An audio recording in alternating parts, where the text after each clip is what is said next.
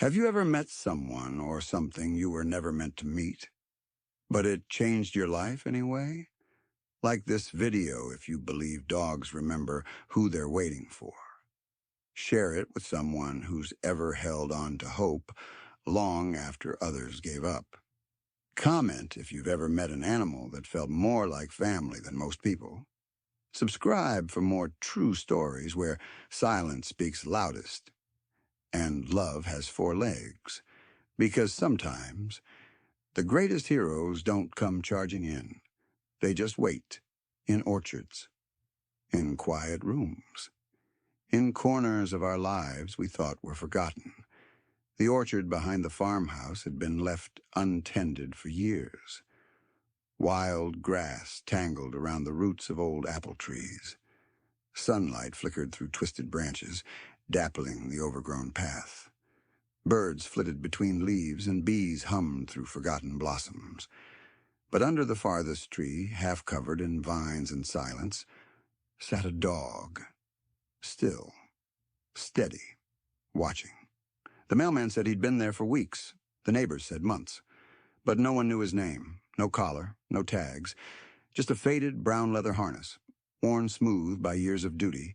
Most avoided him, too big, too still, too aware. Until one morning, a little girl wandered through the back gate, 7 years old, straw-blonde hair in wild waves, a patched blue sundress and mismatched socks. Her name was Lily. She had come to stay with her grandmother for the summer, left by parents who needed a break. And like the orchard, Lily was quiet, closed off. Bruises invisible to the eye, but not to the heart. She didn't speak much, but she noticed things, especially him. The moment she saw the dog beneath the tree, she froze. He didn't bark, didn't growl, didn't move, just looked at her, with eyes the color of old brass and storms remembered. Lily took a step closer. So did he. Not quickly. Not like a dog hungry for attention. Like a soldier checking his perimeter. Like someone who used to protect and had forgotten how. When they stood just feet apart, Lily crouched and held out her hand. The dog didn't sniff it. He sat, ears alert, head tilted. And for the first time in days, Lily smiled. Lily wasn't used to quiet. At home, noise was survival. Raised voices, slammed doors, television always too loud. Noise kept people from hearing things they shouldn't, or saying things they couldn't take back. But here, in her grandmother's farmhouse, the silence pressed in like a heavy blanket. Her parents had called it a summer visit. But Lily knew better. She saw the way her mother avoided eye contact. Heard the way her father's truck peeled away before she reached the porch. So she didn't ask questions, didn't cry, just nodded and stayed. Her grandmother, June, was kind but distant. She offered toast with too much butter, let Lily sleep in the sunniest room, taught her how to tie tomato vines. But she never asked why Lily flinched at loud knocks, never commented on the dark circles under her eyes, never pushed. Lily appreciated that. She didn't want to talk about it, didn't want to explain why she stopped bringing toys to school, didn't want to remember the night her bedroom door wouldn't close because of the hole in the frame. So she wandered through the fields, around the barn, into the orchard. And that's where she met him, the German shepherd. Gray dusted his muzzle, and a jagged scar ran down his side like a story no one had the right to read. He moved with the tired grace of something that had once been powerful, and still could be if asked. Lily named him Ash because of the color of his fur, and the way he looked like something burned but still breathing.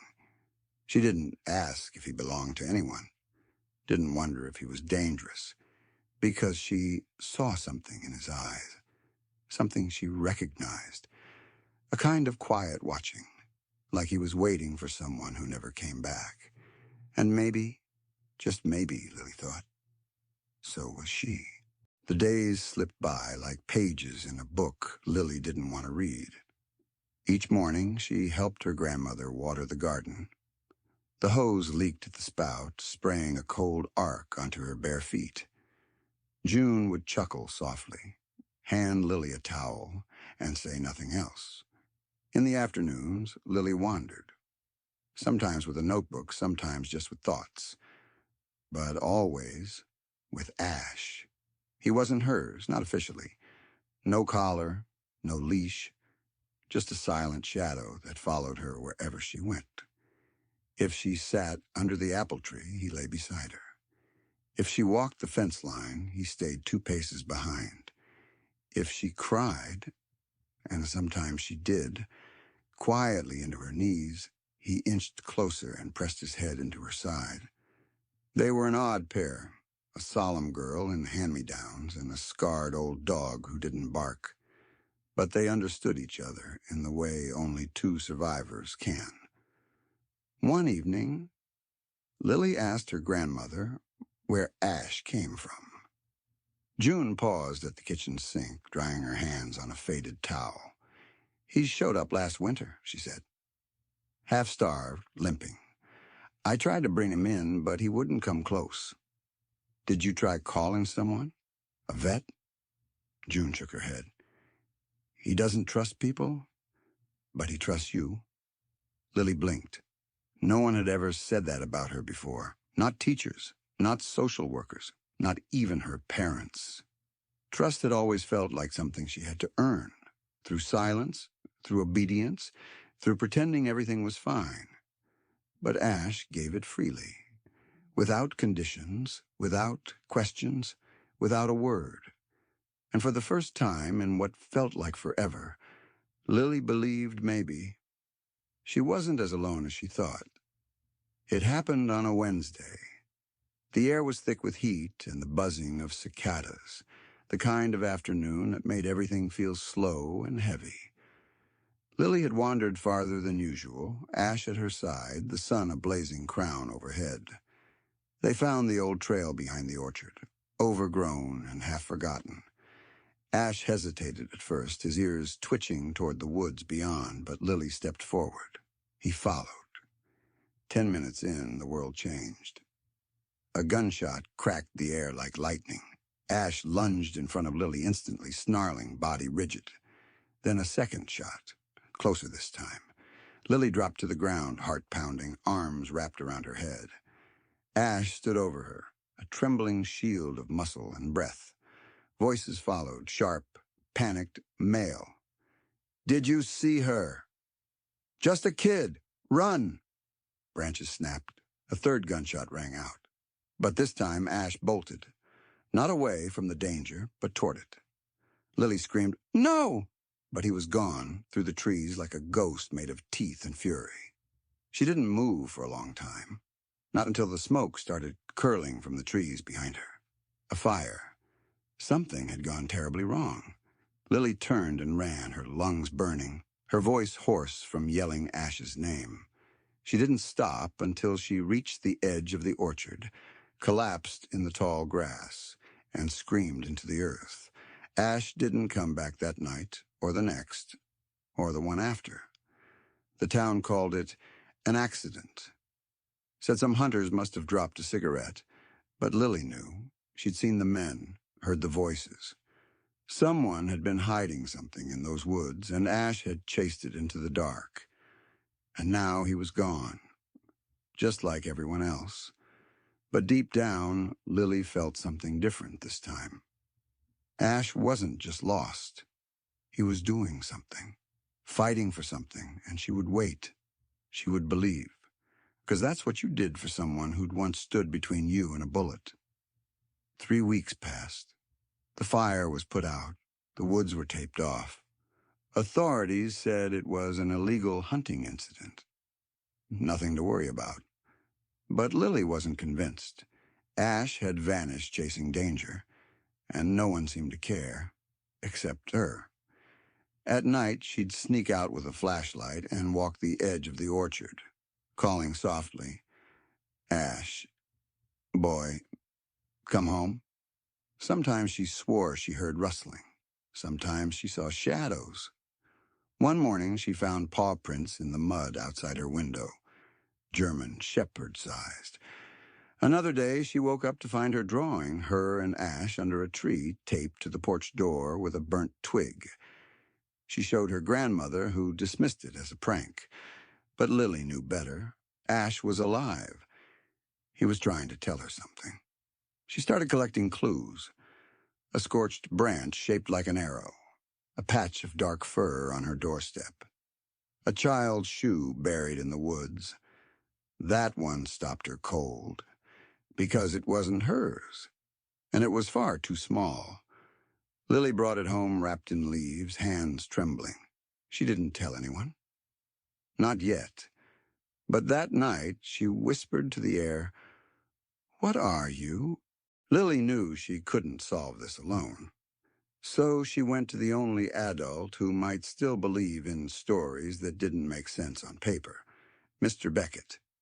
He was the retired science teacher who lived near the edge of the woods, the kind of man who still used a typewriter and kept binoculars by every window.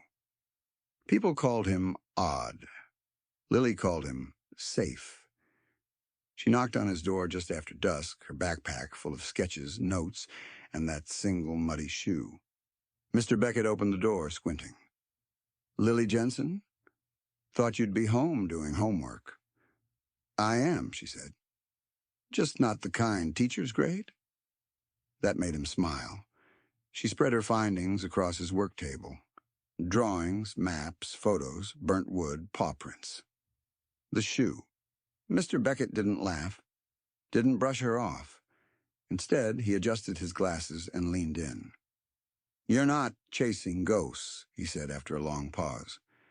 "You're chasing something buried, something someone didn't want found." Lily's voice was barely a whisper. "Ash is trying to show me." Beckett's eyes flickered. "That dog of yours, he's XK9, isn't he?" She nodded. He reached under the table and pulled out an old file box. Inside were yellowed news clippings, faded photos, and documents stamped with the town's old police seal. "Your mother wasn't the only one who went looking," he murmured. "Years ago, kids went missing in those woods. One turned up, the others didn't. The case was closed. Too quickly." He handed her a photo, black and white. 3 children, 2 boys, 1 girl. The smallest was holding a stuffed fox, the same fox Lily had seen, scorched in the soil near the burned trail. Her blood went cold. "Why hasn't anyone done anything?" Beckett sighed. "Because memories fade. Because truth gets buried under convenience." He looked her dead in the eye. "But sometimes it takes someone small to dig it back up." He stood, walked to a shelf, and pulled down an old radio collar with a faded tag. "Give this to Ash," he said. "If he's still tracking, it might help you follow where he leads." Lily clutched it like a key. "Thank you," she whispered. Beckett's voice dropped low. "Be careful, Lily. When you pull secrets out of the dark, they tend to pull back." Outside, the wind stirred the trees. And deep in the woods, something moved. It started with a growl. Low. Warning. Protective. Ash stood at the edge of the woods, fur bristling, eyes locked on a clearing that hadn't existed weeks ago. Lily followed him, her breath sharp in the cold morning air. Around them, the forest was still, like it was holding its breath.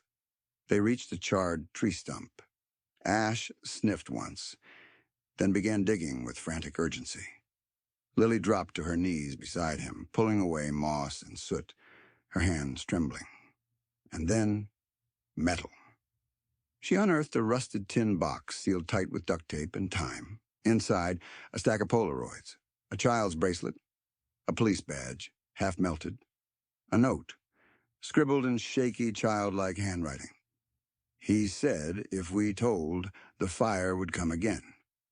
Lily's heart slammed in her chest. It was a time capsule of silence, evidence, buried decades ago. Ash nudged her hand. Behind them, a twig snapped. They weren't alone. A man emerged from the shadows. Not a stranger, Deputy Harold. The same one who had smiled at her when she asked about the woods. The same one who had said the fire was just a freak accident. But now his smile was gone. "You shouldn't be out here, Lily," he said, voice tight. "Especially not digging up old stories." Ash stood between them, growling low. Lily held the box like a shield. "Why did you lie?" Harold took a step closer. "Because sometimes the truth burns more than the fire." His hand went to his belt, just a twitch. Ash lunged, not to bite, to knock the man off balance. Lily turned and ran, box in arms, heart pounding. She didn't stop until she reached the fire station. Burst through the doors, breathless, wild-eyed. "I found something," she gasped. "Something they tried to hide." Captain Ramirez took one look at the dog beside her, muddy, panting, ears still alert, and knew this wasn't just a scared kid. This was a whistleblower. Ash barked once, loud, clear, and the firehouse listened. The police came, news vans followed. The tin box sat on the captain's desk, guarded by Ash, who refused to leave Lily's side. Inside, the photos were scanned, the note examined, the badge traced.